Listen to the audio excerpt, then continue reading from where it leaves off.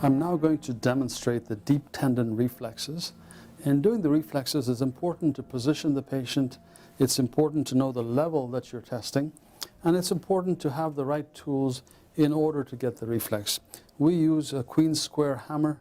We give this to all our incoming interns. I think it has a nice flex to it and is really a good tool to get the reflex, even though you can get it in other ways. We recommend this. I'm going to begin with the brachioradialis reflex. I'm going to tap on the tendon, not so much on the muscle. And this is a C5-6 reflex. I'm also going to do the biceps reflex by putting my hand on the biceps tendon. And then I'm going to strike my thumb.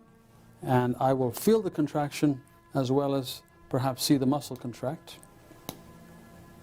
I think one important caveat is that it's important to keep your eye glued on the muscle and not so much focused on the movement, because if it's a very depressed reflex, all you might see is a contraction of the muscle. That level is C5-6 again for the biceps. I'll now do the triceps, which you could do many ways. If he's relaxed this way, I could just choose to leave his arm in the position it is, and I'm actually getting a good reflex in this fashion, so I probably wouldn't proceed further. But I could also suspend the arm like this, instruct the patient to lean on my hand as though leaning on a railing, and the measure of the hand being relaxed is that the forearm is loose. And then once again, strike the triceps tendon, and this is a 6-7-8 reflex, a higher level than the biceps 5-6.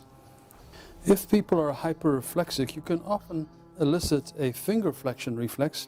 It's only significant if it's present on one side and not on the other. The patient's hand is very relaxed and it's supported by his thigh. I'm simply inserting my finger in there and asking him to just relax and leave his fingers the way they are. I tap on my fingers and you can see the brisk movement of his fingers. This is a finger flexion reflex. Its significance is only if it's absent on one side and present on the other. We're going to do the brachioradialis reflex. It's important to tap on the tendon and not the muscle, and to look at the muscle for contraction rather than looking for the movement. So even though there's a nice brisk movement, you see the muscle contracting as well. I'm then going to do the biceps reflex. I put my hand on the biceps tendon and I tap on my thumb, keep my eyes glued on the muscle. Both these reflexes, the biceps and the brachioradialis, are C5-6. In the same position, I can also do the triceps reflex as the patient is nicely relaxed. I'm going to strike over the triceps tendon and look for the contraction of the triceps muscle. And I see a contraction. You might or might not see a movement of the arm. The ankle reflex in a patient who's seated like this can be a little tricky, and if it's not a very brisk reflex, you might conclude that it's not there. I would make sure that the foot is loose, put a little bit of tension on the muscle, but not too much, and then strike over the Achilles tendon, and I can both see a contraction and see the resultant movement. This is S1 level. This is a great example of how this hammer gives you a great advantage over a little Taylor hammer. I'm now going to move up to the knee reflex, and again with the patient sitting like this and very relaxed, it's quite easy to hit the patellar tendon and notice a nice brisk contraction of the quadriceps muscle. Again, be sure to expose the muscle you're looking at. Keep your eyes glued on the muscle. Don't worry about the movement, especially the vastus medialis, which is the last thing to go when you lose the knee reflex.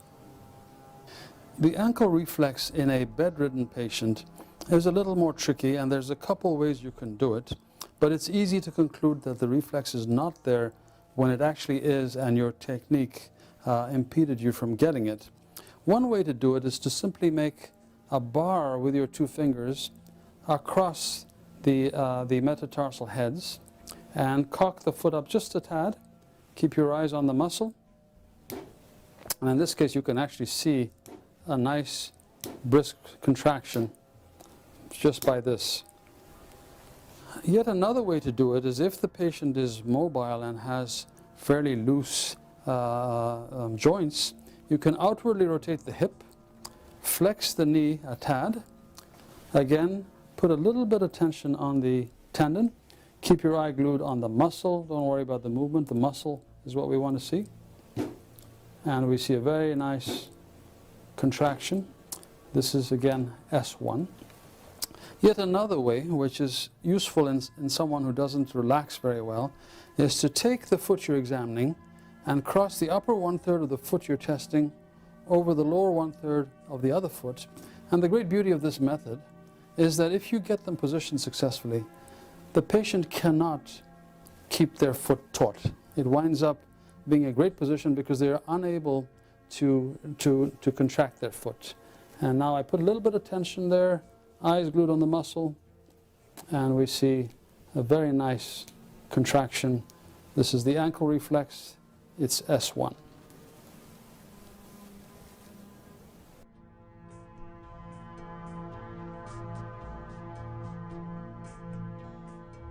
The preceding program is copyrighted by the Board of Trustees of the Leland Stanford Junior University. Please visit us at med.stanford.edu.